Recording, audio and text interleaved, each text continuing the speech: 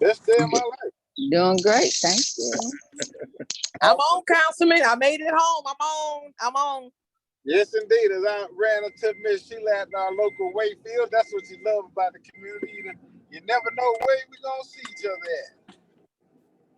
And so, as I was stopping to get me some piece of cake and some sweets, because I was just like, I didn't get invited to a barbecue, but it's all good. Anybody got leftovers? Hot dog, hamburger, rib chips. Anyway. We didn't have some crabs. We didn't have crabs. Wait a minute now. We didn't have barbecue. We had fish and spaghetti.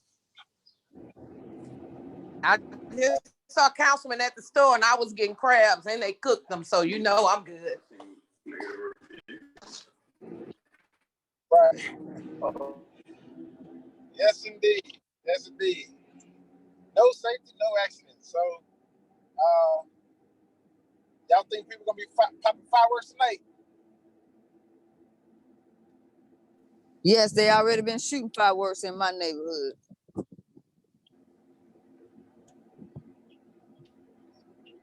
Sometimes it's hard to tell firecrackers from gunshots. That's the deal out there for tonight. And so, they do have some recognition though. Kind of, sort of. Does anybody know about that? That they can speak intelligently on that? Because I know I've heard about it, but I ain't did no research about it. Like a technology that you can, that's a sound detection that can kind of differentiate between a gunshot and a firecracker.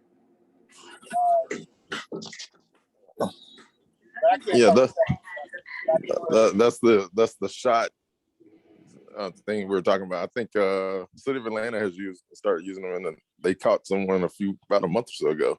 And that's how they determined if it was a firecracker or a gunshot, and then they were able to put that as a radius within like a certain block. They knew to be looking for gunshots or potential issues going on within that block.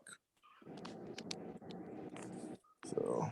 Well, you know what, Brother Al, you're going to be leading up Thursday. Can you get more information about that and see what that technology is about and what does that look like? Yeah, I'll see what I can find out. Yeah. I appreciate it. Yeah, so that's what I guess we're going to be facing tonight. A little bit of rain. Beautiful day. But you know what, Councilman? Have you all ever priced fireworks?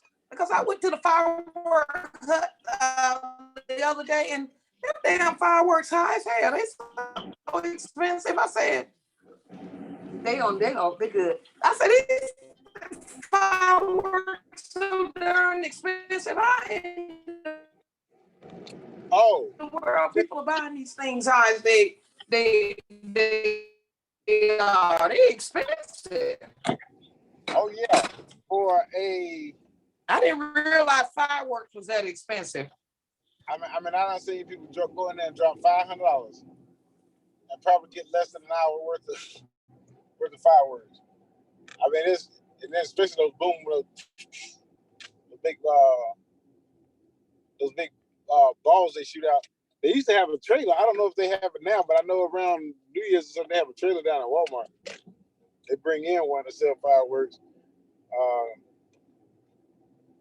They legal to have. Speaking of fireworks, there will be a fireworks display at the Juneteenth event at Wolf Creek.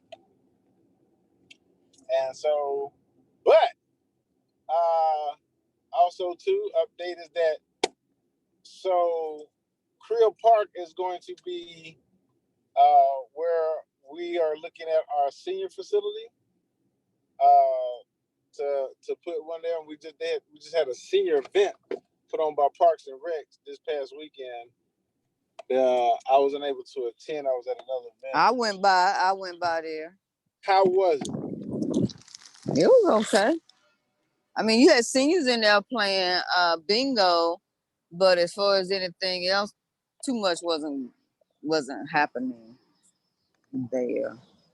And they said food, games, fun, and all that, but I didn't see too much of that going on. They ain't had no food. Come on. I mean, I think they had some, but I guess maybe by the time my sister and I got there, like 1 o'clock, I didn't see where the food was. It looked like they might have had some Jason Deli or something. I saw boxes, but I didn't see where to get the food. So, and they were playing, so they had a good many of seniors there playing bingo in there. And Well, so you said that's where our senior facility gonna be. What do you mean by that? all senior events is Career Park. Oh, senior events. So, right. So, well, and then because we own that land, you know, if you've been to Career Park, we have a bunch of land back there that'd be ideal to Yeah, I've been there. design, build, senior. I'm talking about the city of South Fulton Senior Center, not Fulton County one. Okay, and so we still trying to get enough of Fulton County about Wolf Creek, but you know that's another story. You know, Councilman, yes. I done talked to you over and over again about talking about these senior events, senior. Hey, I keep telling you, I know. you got more than seniors that live in the city of South Fulton. That's all we senior this, senior that, senior. I just bought a Wolf Creek. I just bought a Wolf Creek. I know. Queen people every. Now, get this. I do understand. Wolf Creek, bring it up. Wolf Creek is closed. It's. But I know. I'm just saying, like for like events other than seniors, like you know the concert. You breaking up, Councilman. Where you know Wolf Creek I bring up because you know the concert series and that's a you know good for everybody. But as we was just speaking about that is that we hope to get some of that going when we get this 1 year lease and things of that nature. So we can have some activities for all ages to enjoy. And I'm just literally bringing up the senior deal because we just had that, and then we have a health fair on June 4th. That's the reason I'm bringing that up. And so, but let me ask you a question, Ms. Sheila. So, what would be a good suggestion to have, or could we do, for other age groups to be engaged? One is, you know what I mean, to be engaged, stay engaged, and to actually want to come out and participate in something. I thought about a millennial mixer, but sounds good. But you know what, Council? That sounds good. But I can go with the seniors because I am considered a senior. You know. okay, get this. You might not think, look at me and think they got that. active seniors, right?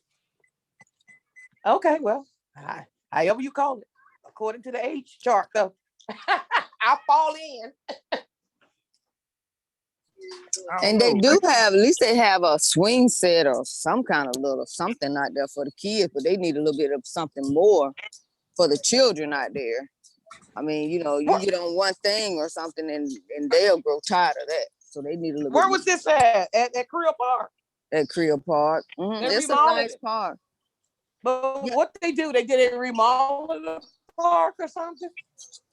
I don't see a whole lot they did on the outside, but what they just added 2 staff members, and so they're gonna reopen up Creel Park to be an active park. But what I'm saying but wait, they're going to kind of design it to be to where as for our seniors, in other words, when you talk about seniors and everything else, that's what the activity is gonna be at. So will the seniors be going there to do their little dance routine? Do they dance and all that too? Yeah, as far as I know, line dance or something like that. Yeah, their line dance. That's right. Yeah. Yes. Oh, the line dance. Okay. Yes. Mm-hmm. Interesting. Because now they were going to Welcome All, but now I think they go out to Southwest Art Center because Welcome All is having construction work.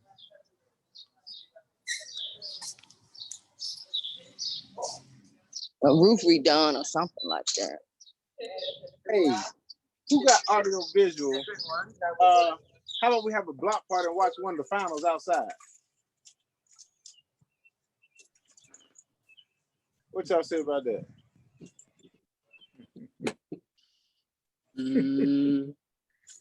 Hey, again, Boston, Golden State, outside. Have it outside where? South, parking lot. I'm just saying, I don't know. Block That party. sounds good, but we'll have it outside where? Oh, why not? You can do it at Creel Park. Do it at Creel Park. Or we can do it at Bread Park. Or we can do it at, I'm talking about the field down there. Yeah. That sounds like a good idea. You know what? I have all these good right? I have all these good ideas, and then yet and still my staff, my administration looking at me like, okay, who's gonna plan it? So I need some help. Exactly Y'all. what I'm thinking. Exactly what I'm thinking. I need some help. I'm sorry, what was that idea? I didn't hear it. I'm sorry. No, I said like we have a, because the finals is getting ready to start, right? And so have a block party out there, finals. Watch one of the games outside, Boston versus Golden State. Oh, I mean, something to do. What y'all think? Hey, this is up to y'all. Like, you know what I mean? Help me out. Y'all do something and I'll push it. Give me a good idea and I'll push it. You can have Jazz Under the Stars. Say what? Jazz Under the Stars.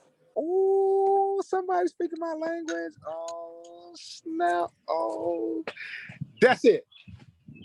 Who said that? Nancy Martin. Sister Martin. Get Herbie Hancock, because he was good at the Jazz Festival Saturday night. Oh, yeah, I tell you. And that is one of the marquee events of the city. But that's the city of Atlanta. And, because I used to participate every Memorial Day weekend heavily, like the people to go take your coolers, take your, it was over capacity grills. this year. Saturday though, you can't. It was over capacity Saturday. It was too many people in the party. It was that's how crowded it was. Right. Because that means we ain't got one going on down here in South Fulton where we can divide. Because we had a lot of people down here travel down there. People got to deal with parking. We were supposed that they had announced that we was gonna have a jazz fest, a jazz and arts fest at Old National Park, with the Old National District. And so I'm gonna follow back up with that. But Jazz Under the Stars, you know what? Well, Lakewood had that big concert Saturday night. It was a big concert going on at Lakewood Saturday night. What? Yeah, Lakewood had a big concert this past Saturday. Let me stop. It was a hip hop concert, but it was sold out. I mean, it was packed. They said it was sold. It was almost to the point where it was sold out. You may want to get with somebody in Jonesboro. They do a lot of free concerts with local artists.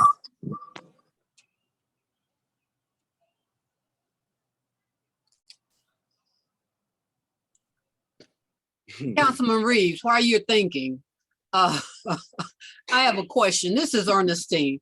Now that the primary election is over and some of those individuals are no longer in a runoff, who is responsible for removing all of their publicity signs asking individuals to vote for them? Is that code enforcement, or are those officials supposed to remove their own signage? I picked up my own sign.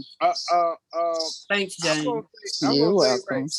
That's code enforcement. But get this, as Sister Jane Williams did say, as she went out, I think if you put them down, go pick them up. That's what I do. So this is me personally. I mean, because I'll put a sign down and I'll go out there and I'll pick them up.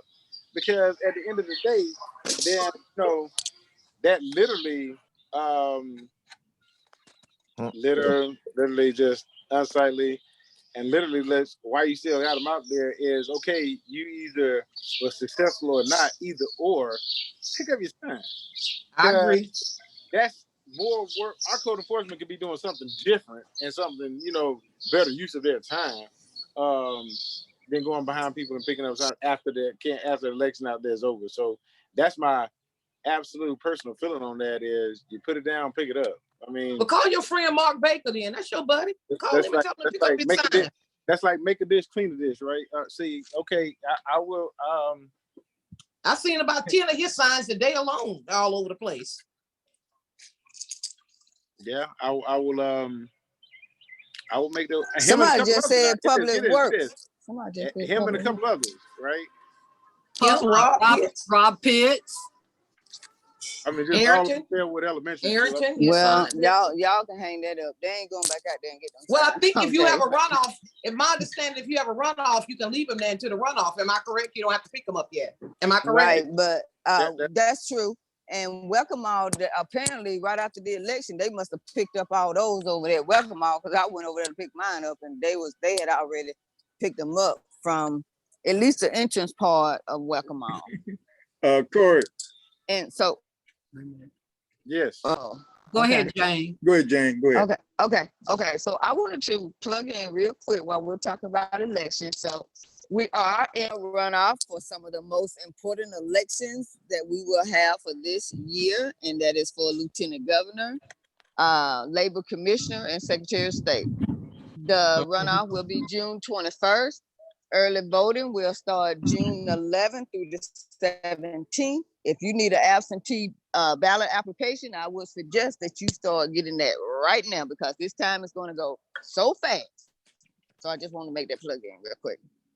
But while you on the election, Jane, let me ask you this question. I didn't need a ride, but you hear advertisement for people saying if you need a ride, we'll pick you up. I didn't hear that this time for this election. Were there people picking up people to take them to the vote? I didn't hear.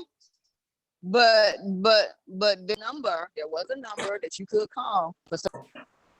Yeah, and I think, matter of fact, I think we gave that number out on this call. Not this. You did. You call, but you gave the number on this call. But for people who's not on this call, I didn't see advertisement anywhere. Usually you would see the advertisement saying if you need a ride, you would see the billboard. I didn't see any of that. I heard it on this call. I didn't see it. I didn't either.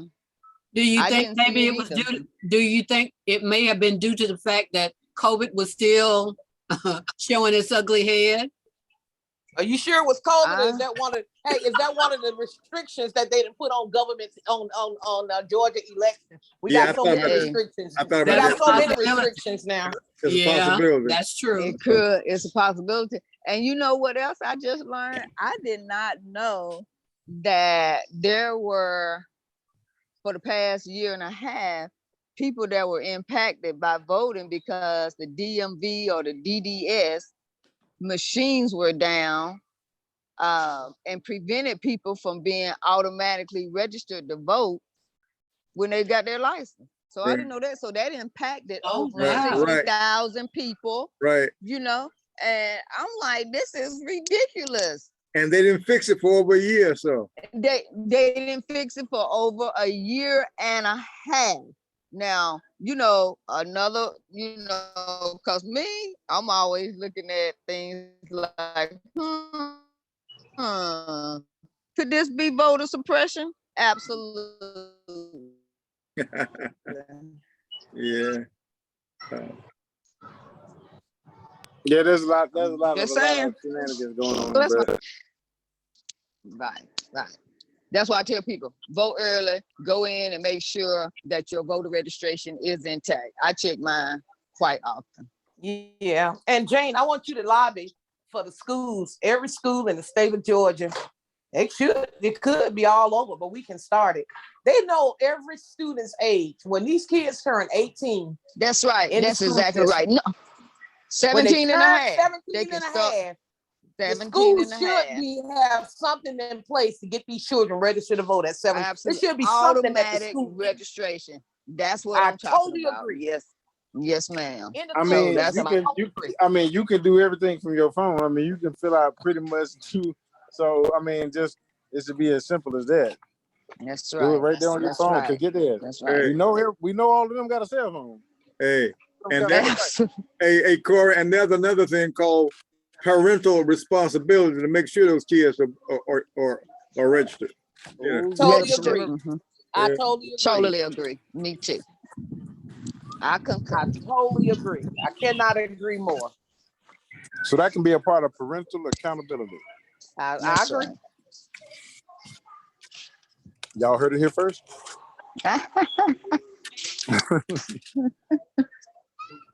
Yes, indeed. Did we find out any more information about the Fulton County, dog catchers or whatever? About the Animal ones who control. Oh, we trying to get them. We trying to get animal control on. I tell you this. They because as they are part of 911, but they're not. They're in the same housing area, but it's a different director. And so we're going to get on that too because see, there's been about 4 mauling cases I done heard of in the last month, within the last 30 days. Actually being mauled by a pit bull or a loose animal. I know one was attacked in Camelot, and so I mean this is a lot. And so, but then it said it took animal control 4 hours. Wow. To get out there, and the dog get this, and the dog's still running around. He muted. Mhm. But we will get them on to actively respond because Hey, Corey, if a dog attack you, can you shoot the dog? I would surmise so. But let me get the legal opinion on that. You know what I mean? But I'm gonna just say if it becomes between you and a dog, and A dog is considered property. You have to. Well, if the dog, I'm fearing for my life. Yeah. Just like anything else, you just got to have justified. But if the dog is on your property, you can defend yourself. If it is on their property, it is still considered property. It's not a human. It's not. You just have to, make sure you articulate that you are fearing for your life, that it's attacking you or whatever. You're defending yourself. Well, I'm talking about if I'm walking and the dog is coming after me, can I shoot him? Well, I'm going to say he's correct. We probably need the legal opinion because there's no firearms to be discharged in the city of South Fulton. But, there's probably some legal ease in that. Again, you can defend yourself from harm. That's, again, you got to, like anything else, you got to make sure that you're in harm and use reasonable judgment to pull your weapon. right. Get this. No safety, no accidents, right? So check this out. You're absolutely right about that. Because we do have that in South Fulton. But with the governor having a no carry deal, and says, does that trump the city of South Fulton? Because we know you don't have to have a license you can carry until if you're walking. Because both people have a stick or something of that nature. And it's not like it's uncommon a dog would just jump out of me, bark or something. But nowadays, some, go sick them. And so, that does raise an interesting point. Well, the question becomes discharge. You can carry your weapon. You just can't. It doesn't. Remember, carrying and discharge are two different things. Right. Get this. But discharging discharging with your life being like she said, if she feels like her life is in danger, and discharging at an animal who is going to maul her. And then if she get mauled, get this. Who's responsible? If she gets mauled, who's responsible for the hospital bill? The owner of the animal. Remember, the dog is considered property. It has no rights. It's not a human. It is property. So property. The person that has control and custody of the dog is the responsible party, whether they're the dog owner or you leaving it with your friends while you go on vacation. But it gets into homeowners insurance, all that kind of stuff. So, ooh. Yeah, what if but what if somebody is a renter, don't have the homeowner insurance or don't have renter's insurance, but has a dog? Oh man, y'all want to go deep into this thing, huh? So that's where you get into you're gonna be dealing with probably suing and never getting your money, you know. Yeah, or you getting recoup. turnip from a But grape. I mean, you getting blood from a turnip. but that's where Right. some cities have enacted ordinances for like vicious dogs or dangerous dogs, because vicious dogs and dangerous dogs are two different things too. So That's why I love subject matter experts, people. This is why. Is because in the latest of news, we need to really look into that. And what is the recourse if somebody does get mauled? What is the recourse if somebody does get mauled by somebody who's renting and don't have renter's insurance? Or, you know, and if it's the homeowner who has homeowner's insurance, rents to a renter, and the renter's insurance, who can go after the who? Get this. And the reason I'm asking this and saying this is because these are real questions being asked right now. As like I said, I heard of 4 incidences within the last 30 days. 4. And I don't know if people have recourse, but they have spent real money, have taken out real time of work, and having to go get real 4 rounds of rabies shots, I think they said. That's hey, that's yeah, that's significance. Hey, Corey, you can't shoot a dog until he bites you. Until he what? You can't shoot the dog until he actually bites you. My dog is a very friendly dog. He loves to hug people. Right. Now that's different, right? You know what I mean? It's but sometimes people don't know. They see somebody go, oh, hold on. But you know, but I do understand, Corey, because there's like vicious dogs that's out here. Go ahead. Corey, I'm asking a question because when we walk, then if the dog come charging after me, well, I'm still saying I'm a fear for my life and I'm a shooting. And I'll deal with that later. I'll be your witness. It is. And that's a real scenario, a real possibility. So, hey, and get this, they say act now, ask questions later. And so, but y'all do raise a good point. Yeah. Does a citizen have the right to report animal cruelty? Absolutely. Have responsibility to report. Yeah, so animal cruelty can be, you know, if you see your neighbor chain the dog up to a tree, that's against the law. It has to be on a run where it can run left and right laterally. If it's outside in the dead heat of the day, that can be considered animal cruelty with no food, shelter, all of that.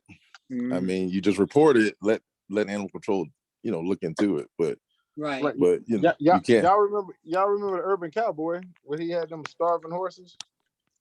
Yes, I do. Right down Cowboy Road, I believe it was. Right. Yeah. So you just have to, you know, and you know, it just depends. Like, I mean, you report it, let them investigate, but just tell them like, hey, the dog's been sitting outside all day in the sun, and they'll come out at some point and look into it and see. But you know, dog is supposed to have some form of shelter, supposed to at least, you know, be cool. You know, if it's hot outside, then think with a dog. You know, dogs are warm-blooded animals anyway. So just imagine, you know, how hot they are if it's 100 degrees outside. Are they allowed? Go ahead, Jane. And if they are on a chain or rope or whatever it is, you are supposed to be out there with that dog, because the ordinance was passed that if a storm comes up, that animal has to be able to get out from the inclement. They have to be able to get out. So if animal control comes to my neighbor's house and say, well, we've got a report that your dog is being mistreated, they're not allowed to say, well, your neighbor turned you in, are they? They shouldn't. I mean, because I mean, right, they shouldn't, because otherwise they're gonna say, well, how you know I was treating my dog this way unless somebody reported it and I'm your next door neighbor. Well, that's the thing. I mean, if you've had some, you know, issues with them in the past, they may figure it out. But that's the same thing. If you report a code violation about your neighbor and they got a car behind their house, and the only way they can be seen is from your house, chances are they're gonna figure it out. I mean, but you know, but they shouldn't be told by whoever it is that you call to come out, like the police officer. we had a police officer to come to our neighborhood and who actually told the neighbors, oh, well, yeah, one of your neighbors, I don't know if they actually said which one it was, but I know for a fact they said that one of us was the one to call on, and I thought that was kind of crazy. Yeah. Yeah, and that can put you in safety. That can put your life at, risk. So they shouldn't be doing that. That's true. Code enforcement come around to do the same thing, because a couple of weeks ago, one of my neighbors called and said the guy next door to him said the code enforcement told him somebody called, one of your neighbors called on you, and he was like, what? So he walking around talking to everybody like somebody called code enforcement on me. I'm just trying to. He shouldn't have never said it, because code enforcement is supposed to come around and look for violations themselves. And if they find a violation, but they tell you in South Fulton, that's not one of the things they do, and I forget what they call it. But like if you go to East Point or College Park, now East Point don't play that. They will give you a violation in a minute, but they'll tell you, South Fulton will tell you, that's not how they do it. You supposed to call them or do see-click fix. They don't ride around, and they do not ride around and look for violation. No. Hey, but I will tell you this, that if you look at Google Maps on the right days, you might be able to see something back there. Well, that's correct, sir. And remember, those domains are public. So, if you look on the right date, yes, you can see stuff. You look on the tax digest, you can probably see stuff behind people's houses. That usually the taxes are those pictures are uploaded from Google around January, February each year, and then normally towards around October. And so fall and spring, or spring and and winter, whatever the case may be, and you can see foliage is down. You can see car behind the house, junk car. But like I said, with dogs and stuff, you can report all that stuff. It should be anonymous. I mean, I've done it. I've called Fulton County Animal Control and said, hey, there's some dogs running in my neighborhood. Go. I don't know where. I saw them on this street. Can y'all go look at them or try to track them down? And they're like, you want to remain anonymous? I'm like, yes. And they're like, okay. And they look for it or come address it. So you just said it right there. That's the key. Go ahead. What, unanimous? Okay. Yeah. So when I call for an officer or whatever, I request that the officer see me when they get there. And I'm gonna tell you why. Because normally sometimes they won't come. Or they are so far behind when coming that you're gonna forget that you about to even call. I totally agree with you. I tell them, no, I want to see the officer when they get here. And so what the officer has done in the past is, instead of coming directly to my home, they will call me on the phone and talk to me in that manner. And I appreciate that, as well. But yeah, so no, I want them to come. I want them to come on to my house. Come on to me, because sometimes them jokers, they won't come. They won't come. I'm sorry. And I know everybody's busy. I know everybody's short. I get that. But I'm just trying to make sure you come on to what I'm calling. Y'all give me a lot of information.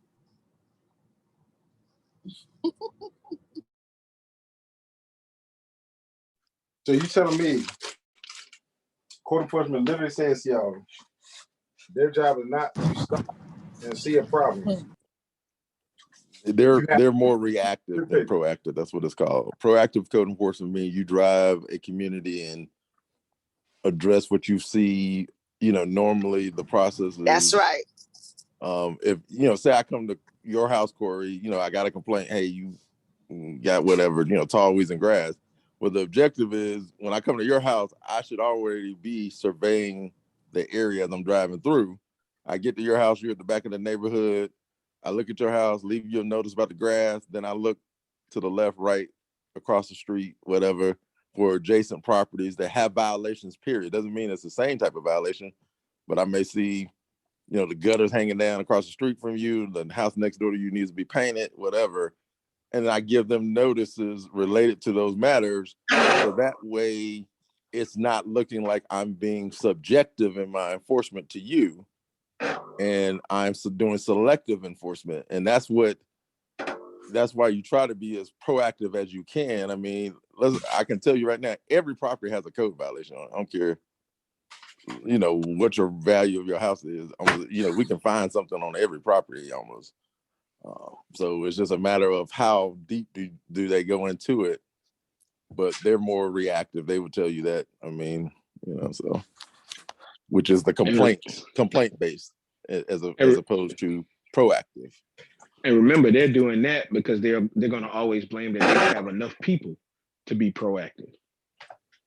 Well, when we went to Fulton County was proactive. I mean, if they came, the code enforcement would ride through the subdivisions, they would ride and give violations, and you didn't have to call in violations. So this only been since we've been up under the city of South Fulton, because Fulton County used to be proactive. I'll say 50-50 on that one because I had to. Oh, I don't know. I would have to call Tony and everybody else. I'm like, hey, what's going on over here? I mean, that's how Tony and I became good work. I mean, he knew if I emailed him or like, hey, what's going on, man? He's like, okay, we'll take care of it.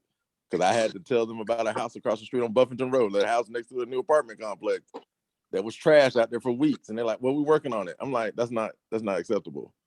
I'm like, there's trash. It looks like a landfill over here for like a month. And then finally, him and Arrested Soul Wayne were out there on a weekend with a bobcat getting rid of all the trash in a dumpster.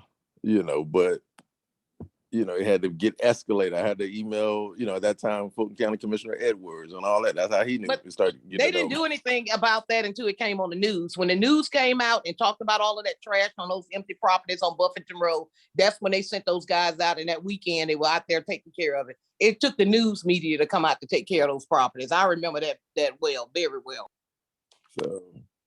So that's why I said, but to be proactive, I've been reporting that for weeks prior to, because I still had the emails. I told them about it, and I'm like, that's what I'm saying. They weren't proactive because it wasn't going on. They were somewhat proactive. I say that's just been my experience. So I think it's all relative. I mean, I do this every day. The goal is to be proactive. You'll never have enough officers, but it can be done. I mean, you just have to do systematic enforcement. And there's all kinds of ways to do it. So, absolutely. Well, you know what, Councilman? It's a church on Flat Shoals. That church been abandoned for years now. They say somebody won in a lawsuit. Live oak. Whoever that owned that property never cut that grass until everybody have to complain on it. And that's a darn shame. Right now, that grass is so high, it's ridiculous. Yeah, I went by there last week. The grass was at least to my knees. I know, maybe taller than that. And you can't tell me code enforcement hadn't been by there to see that darn grass. Where is church at? This church is right before you get to that Walmart. It's on Flat right on the left-hand side. On the left going down. Yeah. I thought they were filming something there. I know exactly what. And it's ridiculous. Yeah, because look like they started trying to remodel it or something, and then I don't know what happened.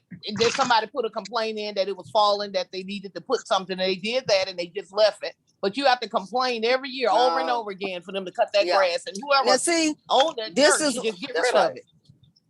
But and this is what I'm talking about. How can you ride by something and then you gotta wait till somebody call you on it? But that don't even make sense. But that's where whatever policies in place direction. I mean, again, get this. Oh, wait, you said some key. He said some key right there. Hold on, I don't hate to interrupt you. Stop right there. Policy. When policy is in place, because see, I have a fundamental disconnect with the way code enforcement, how they talk. What you just told me. I gotta go fact check this and say, is this true that our officers just drive by? Is that why people say they sleep in the back of Walmart for 3 hours? Is that why they say they come out here and don't do anything?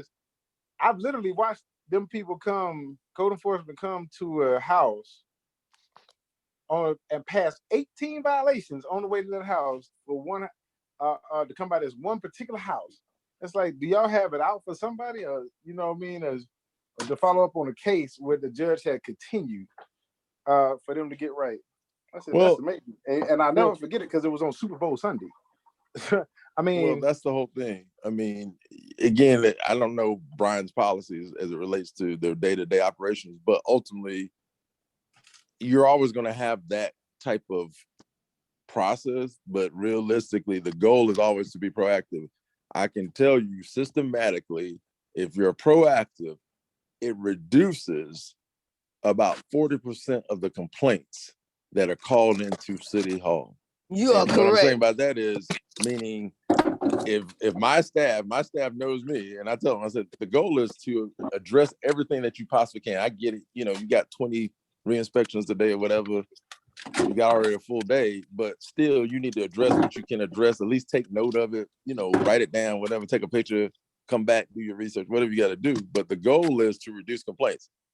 When I put some programs in place a few years ago, they didn't necessarily like it, understand it. But when we started becoming a little bit more proactive, the first thing I had neighbors complaining because they didn't like what we were doing. And then it became, once they understood, they started realizing we were being more proactive. They start calling on themselves. They're like, hey, I know y'all coming out here next week. Hey, I know I got this, you know, all this debris around my house. What do I need to do before y'all come out? And we would tell them, like, just address it, you know, work with the officer when they comes out. And, you know, we'll try to work with you. And 9 times out of 10, what would happen is we would come back out. Most of those complaints were gone. Like, you know, the grass is cut, you know, the trash is gone, or they've called sanitation for a pickup and all that kind of stuff. So, you know, it reduced our call of complaints into City Hall about the neighbor, about this person or about that person. So And, what you're saying, Mr. Farrell, is by being proactive in code enforcement is leading to the solution of actually change in behavior. in many cases, yes. I mean, I'm not saying it's going to, because No, what'll no. happen is you will pull back the layer. The general person is going to do what they need to do to correct whatever issue that you address to them. The average person, you're always going to have that probably 15%, 10 to 15%. They just going to be, whether they renters, homeowners, whatever, they going to just be the repeat offenders type issue. You know, you like, man, I just came out here last month about your grass. Now I'm out here because you got a bunch of trash out here, you know, and then you have to decide how you want to approach it from that standpoint. But understand, even most policies, and again, I'm not sure about South Fulton's, but our policy where I work at, and has always been, if I warn you about cutting your grass last month, if I come back out and you have trash at your house, I don't have to warn you again. I can give you a ticket to come to court. Because it's like this, any violation is a violation within 24 months. So it doesn't matter that I had to tell you, like, hey, I got to tell you to cut your grass. Now I got to tell you to get rid of your trash. Now I got to tell you to paint your house. We don't have to do that because we're like, you should understand the ordinances. If you don't understand the ordinances, they're available online. You can contact us, you know, whatever the case may be. You contact the city clerk, get a copy of the ordinances, whatever you want to do. Just like a police officer, you know, you get a ticket for a seatbelt and speeding. He's like, well, you should have known that the speed limit changed from 35 to 25. That's your responsibility as the driver. That's not the city's responsibility. Hey, I mean, yeah, the sign is up, or maybe the sign wasn't up, but you should know that you're in a school zone. You know what I'm saying? you know to change the speeds, you know, stuff like that. So it just comes down to however the policy is. And I don't know what their policies are, but I've heard that before, that they're more reactive, I mean, than they are proactive. Well, sounds like this is what, because see that thing with Live Oak and that High Weeds, because I went by there actually yesterday as I was, you know, coming from Old National, and I was just like, this is a shame, because get this, I think that it's a safety issue because somebody could dump a body right there in the field and just be there just sitting and decaying. So I get hit on the road and get, you know, knocked off, and people looking for them, and they right there because of that high grass. And it's literally atrocious to how that looks. And so it sounds like there need to be a little citizen policy review, on this code enforcement deal. It's not a bad idea. Not a bad idea, is it? Thank you. Because get this, let me get the policies and let me put them in place. Because see, it's time that, you know, let's see what the citizens have to say about it. And let's see where the citizens can make changes, or see where those changes can be because they see this day to day. They understand where it is day to day. And let's see how we can, have positive reinforcement and a collaborative effort of the community working with code enforcement says, hey, update this little policy, just update it a little bit.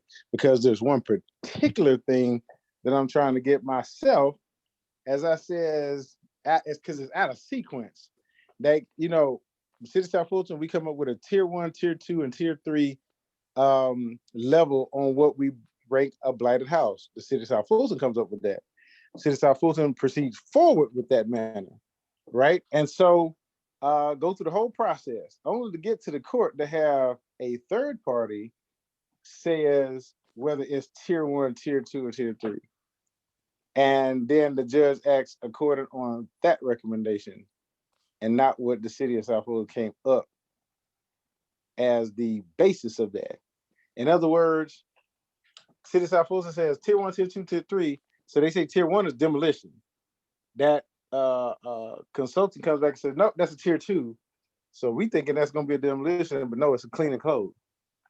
There's a house right across the street from Fairwood Elementary. We've been talking about longest time.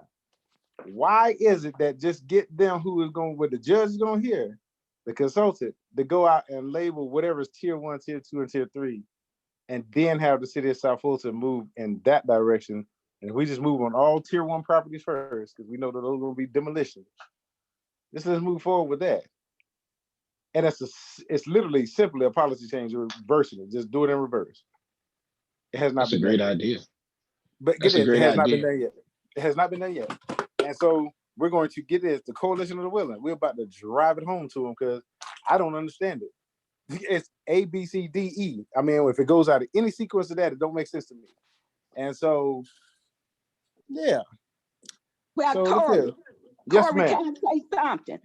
Yes, Number one, co-enforcement over in this area is Mr. Leonard Richardson. And of course, I'm concerned, and some of the Fairwood HOA people, he don't do a good job. Okay, you call that C-click number, and then you do a follow-up on what you have called about. They tell you to give you his number, and he do not answer the phone. He do not have a voice message where you can leave a message. He do not do anything. The property is still the same. And we over here in the HOA feel as though we pay our taxes. What he doing for us?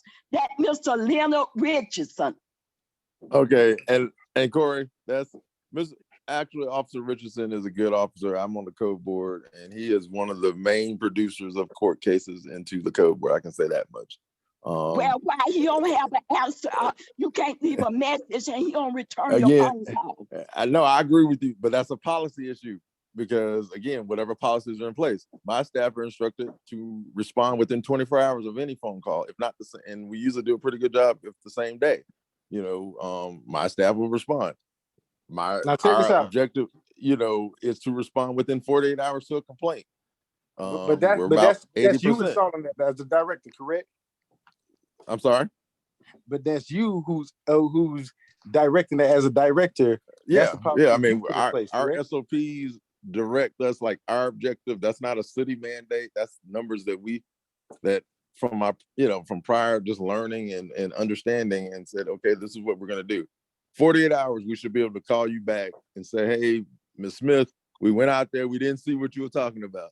Or, hey, we did see what you're talking about. We're addressing it, gave them a notice, compliance date is this, so that, because again, policies, been doing this 17 years. It is the more information I give to you, the less likely you're going to call City Hall, call the city manager, call the council person, or even call me complaining because you don't know. I mean, I'm not saying stuff doesn't slip through but my policy has always been respond within 48 hours, call back the person or email them back with the status update, and then keep it going. And so the average person, because again, what we do, I mean, people don't realize we're sociologists, psychologists. The mind is this. If I call and tell you, hey, Mr. Reeves, I went out there and saw what you were talking about at Live Oak today. I gave them a notice. compliance date is June 15th to cut the grass or whatever date, are you gonna call me back next week? No, you're not. You're gonna wait till after June 15th, right? And then if you don't see anything, you may call back. Or if you see progress, you're like, okay, well, they're working on it. Cool. They got my complaint. Because now I've heard your complaints. I've called you back to address your complaints. So now you feel like you even heard even more. And so now the likelihood of you calling the mayor or the council or the city manager is less likely. But if we give you good customer service, what are you going to do? You're going to tell your neighbors, hey, I called code enforcement. I gave them a complaint. Man, they were out there the same day. He called me back, told me what was going on. We hadn't done anything except just tell you what we did. That's it. And Well, you've already started telling your neighbors. I understand what you're saying, but you work out of DeKalb County, right? Am I right? Yes, ma'am, I do. But I've been doing this 17 years in we Fulton. talking about what they doing in the city of South Fulton. And this HOA have had this rodeo with Mr. Leonard Richardson for the last 2 years. And we are a little tired of it because he's not doing his job. Well, that's where you need to speak with his director and address it. Brian Of course. Moore. Oh, Yeah. I have done that, sent emails to the mayor because we can never get in touch with them. Well, this is the thing. They report to the city manager. Trust me, the city manager, she's the one that we report. Like, I report to the city manager. So if you call the city manager, I can almost guarantee you my city manager gonna call me or email me, hey, I got this issue. What's going on? What you doing? Why we got this complaint? And I'm sure Ms. Stanley Jones is, she's busy, but I'm sure she may delegate to another assistant city manager to deal with that. But there's a process. But I understand what you're saying because I don't like complaints. Complaints are not bad. Don't get me wrong. Well, let me just say this. Because I love our code enforcement officers. I love the department, and I just think. Hold on, wait. I just think that it's you can communicate with them, and so my thing is this: because it's such of an issue, I'm going to ask Mr. Morris and Mr. Richardson to come on next Monday to talk about this. And to have you specifically address this issue, and then to see where we at with the policy and where they at with what they're going to do upgrade it. Now, they're very good at that. They're very responsive. They're very on time. I know that they will respond. They will come anytime we ask them.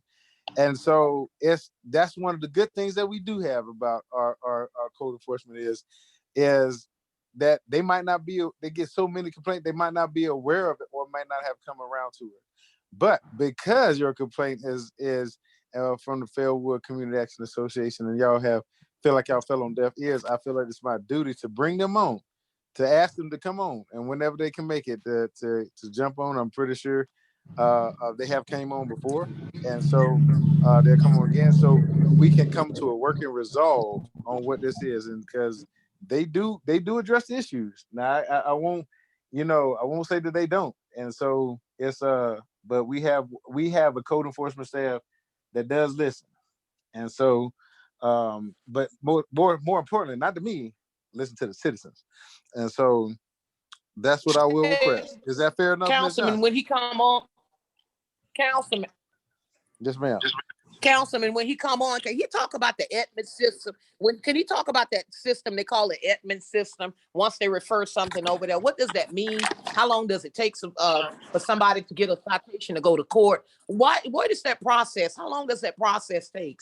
Well, Edmund, and I'm just gonna say this: Edmund is just a software system that code enforcement uses. It's just like an Excel database. That's the best way to describe it. There's multitudes of systems.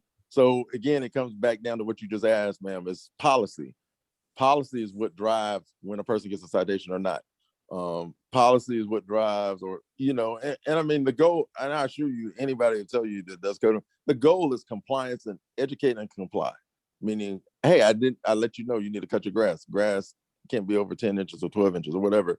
You need to cut it. We didn't say it has to be cut every week. It just needs to be cut, once a month, once every 3 weeks, whatever. That equates to, or once every week if it's required. But it comes down to policy, procedures.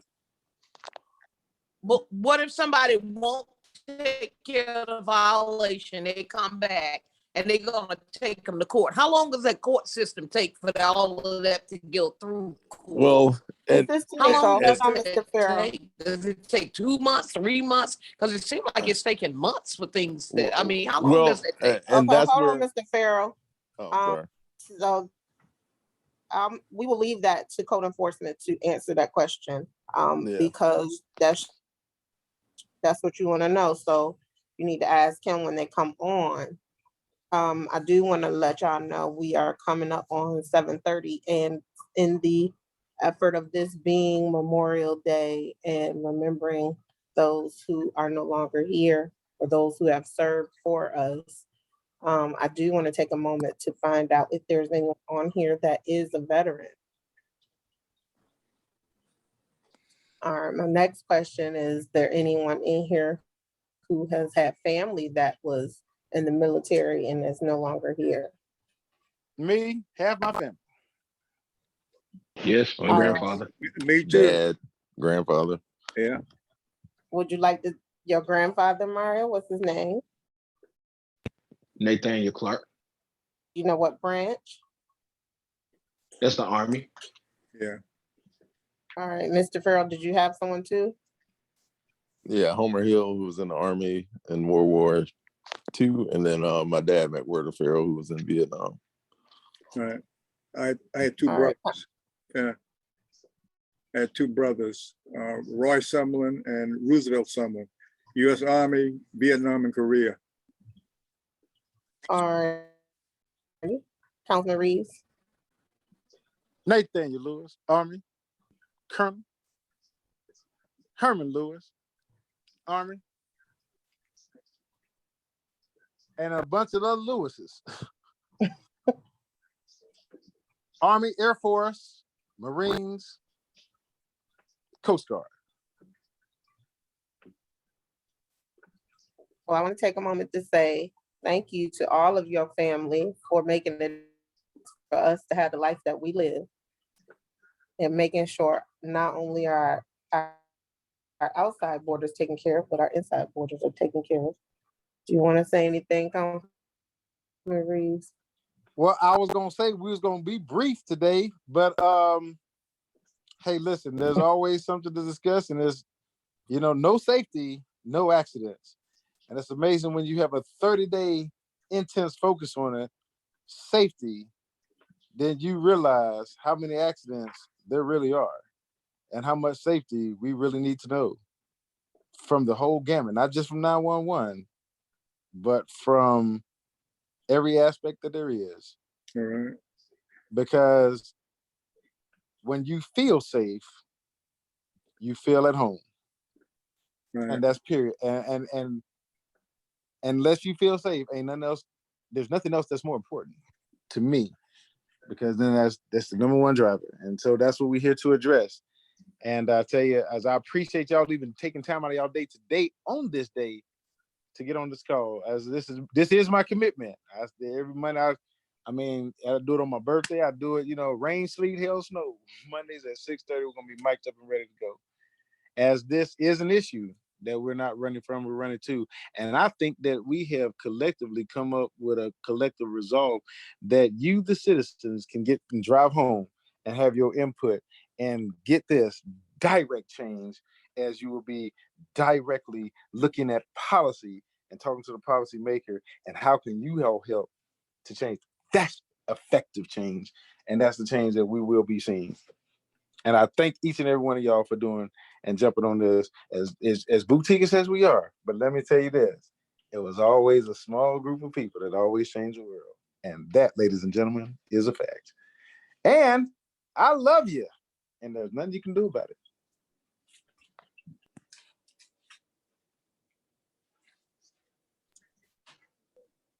Good night, everybody. Good night. Good night.